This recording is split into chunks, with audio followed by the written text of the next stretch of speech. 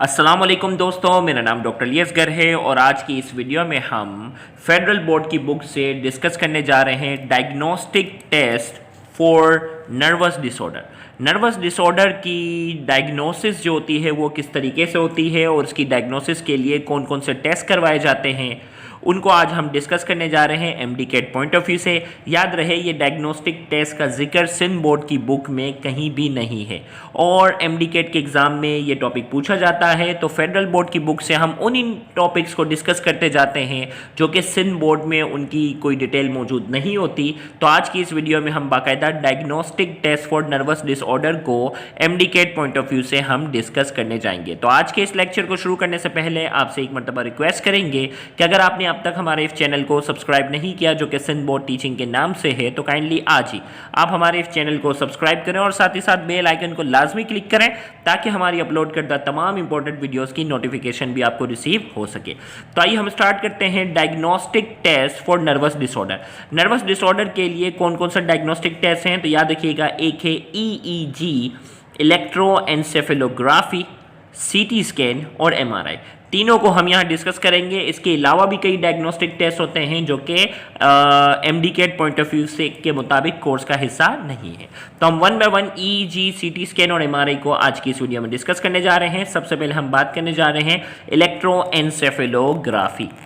अगर आप इसमें यहाँ देखें, एक पिक्चर बनी हुई है और एक फीमेल है जिसके ऊपर बहुत सारी जो है वो क्या लगी हुई हैं, लीड्स लगी हुई हैं। और ये इन लीड्स का जो काम है वो क्या करना है, electrical activity of the neuron को क्या करना है, डिटेक्ट करना है। Electrical activity of the neuron को जो है वो क्या करना है, डिटेक्ट करना है। जैसे ECG, इलेक्ट्रोकार्डियोग्राम जो था उसमें electrical activity of the heart, दिल की इलेक्ट्रिकल एक्टिविटी को डिटेक्ट किया जाता है। सेम इसी तरीके से इलेक्ट्रोएन्सेफेलोग्राम के अंदर जो है वो ब्रेन की इलेक्ट्रिकल एक्टिविटी को रिकॉर्ड किया जाता है।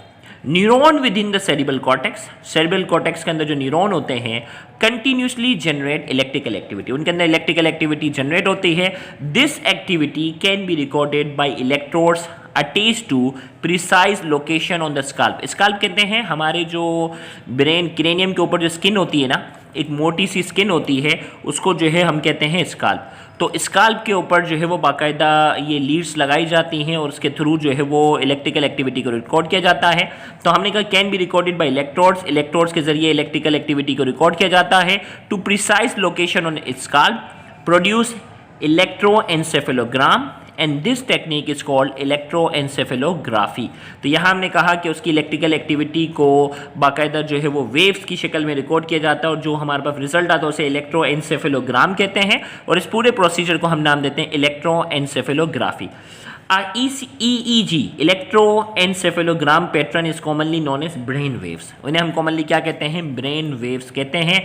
तो यहाँ आपके सामने एक पिक्चर है और इस पिक्चर में जो है वो स्काल्प के ऊपर बाकायदा लीड्स लगी हुई हैं और इस लीड्स के ज़रिए मुख्तलिफ वेव्स जो आती हैं उसको रिकॉर्ड किया जाता है। इंशाल्लाह जब आप MBBS में पहुंचेंगे तो मुख्तलिफ वेव्स जो हैं वो अलग अलग एक्टिविटी को क्या करती हैं, डिस्क्राइब करती हैं, वो फिर डिटेल में पढ़ेंगे। लेकिन MD cat point of view से आपको EEG के बारे में सिर्फ इतनी आइडिया होनी चाहिए। अगला हमारे पास जो है वो है सीटी स्कैन की हम बात करते हैं, computed tomography scan. CT scan की फुल फॉर्म भी बाकायदा एमडी कैट पॉइंट पूछी जाती है। तो computerised tomography is more commonly known by it's abbreviated name CT scan. याद रखिएगा इसका बाकायदा एब्रीवेशन जो है वो ज़्यादा फेमस है। फुल फॉर्म इसकी है computerised tomography. It is an X-ray procedure that combine many X-ray images with the aid of a computer। इसमें जो है वो X-rays का इस्तेमाल किया जाता है और बाकायदा बहुत सारी X-rays की जो इमेज होती हैं वो कंप्यूटर की मदद से कंबाइन होती हैं। Generate cross sectional view if needed 3-dimensional image of internal organ and structure of the body. और इसकी मदद से हम 3-dimensional इमेज जो है वो हासिल कर सकते हैं इंटरनल ऑर्गन्स की या बॉडी के डिफरेंट स्ट्रक्चर की हम 3-dimensional इमेज जो है वो हासिल कर सकते हैं।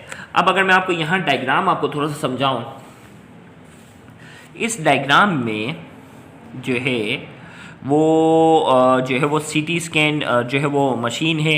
इसमें सीटी स्कैन मशीन के अंदर जो है वो जिसकी सीटी स्कैन इमेज चाहिए होती है उसको दाखिल किया जाता है और एक्सरे जो है ना, फैन शेप एक्सरे बीम मतलब क्रॉस सेक्शनल व्यू तो आपको पता है ना, क्रॉस सेक्शनल व्यू, तो मुख्तलिफ क्रॉस सेक्शनल व्यू के थ्रू जो है वो क्या की जाती है, इमेजिंग हासिल की जाती है। अब देखो यहाँ अगर सीटी एब्डोमेन हासिल करना है तो इसके एब्डोमेन को सीटी स्कैन मशीन से गुजारेंगे और फेन शेप एक्सरेज जो होंगी ना वो इसकी मुख्तलिफ अलग अलग लेयर पर जाकर क्या करेंगी, इमेज हासिल करेंगी। तो यहाँ आपके पास CT scanner give doctor a 3D view of the body, 3 dimensional images को इमेज हासिल होती है। The image are extinguishly detail but required a dose of radiation that can be 100 times that of standard x-ray. आम जो x ray करवाते हैं ना उस एक्सरे के मुकाबले में यहाँ जो एक्सरेज होती हैं वो 100 टाइम्स ज़्यादा रेडिएशन से उसको क्या कर रहा होता है, गुजारते हैं, जिसकी वजह से 3D व्यू मिलता है। यानी इसके साइड इफेक्ट्स भी अपनी जगह होंगे। A CT scan is used to define normal and abnormal structure in the body and assist in procedure by helping to accurate guide the placement of instrument or treatment। CT scan की मदद से हम जो है वो normal और abnormal structure की जो है वो 3D इमेज, डिटेल इमेज जो है हम क्या करते हैं, हासिल करते हैं। और इसकी मदद से, सीटी स्कैन की मदद से हम मदद भी हासिल कर सकते हैं। कोई अगर प्रोसीजर करना हो, कोई ट्यूमर वगैरह हमें क्या करना हो, निकालना हो, तो उसमें सीटी स्कैन क्या कर सकता है, एग्जैक्ट उसकी लोकेशन बताकर जो है वो मुख्तलिफ प्रोसीजर में मददगार भी साबित होता है। फिर सीटी स्कैन के बाद आते हैं फेडरल बोर्ड की बुक में एमआरआई के बारे में कितनी डिटेल दी हुई है उसकी बात करेंगे। एमआरआई की फुल फॉर्म है magnetic resonance imaging. Magnetic resonance imaging इसकी फुल फॉर्म है, ये भी आपने याद रखनी है। Scan is a radiologic technique that uses magnetism, radio waves and a computer to produce image of body structure. इसमें क्या करते हैं, एमआरआई के अंदर जो है ये एक रेडियोलॉजिकल टेक्निक है जिसमें मैग्नेटिज्म का इस्तेमाल करते हैं, मैग्नेटिज्म का इस्तेमाल करते हैं, रेडियो वेव का इस्तेमाल करते हैं और कंप्यूटर का, और इसकी मदद से क्या करते हैं, to produce image of a body structure, body की स्ट्रक्चर की जो है इमेज हासिल करते हैं। The MRI scanner is a tube surrounded by a giant circular magnet.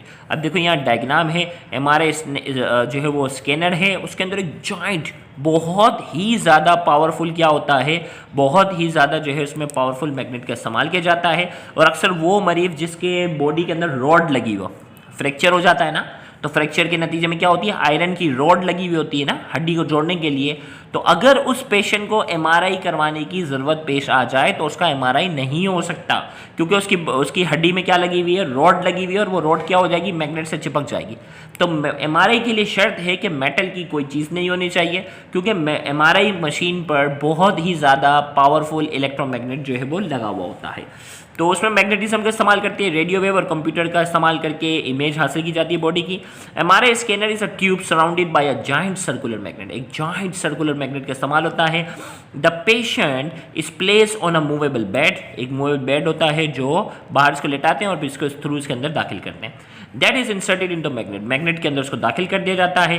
The patient is expose to strong magnetic field, patient पर जो वो स्ट्रॉन्ग मैग्नेटिक फील्ड से एक्सपोज करवाया जाता है, and beam of radio waves, और रेडियो वेव्स उसके ऊपर अप्लाई की जाती हैं।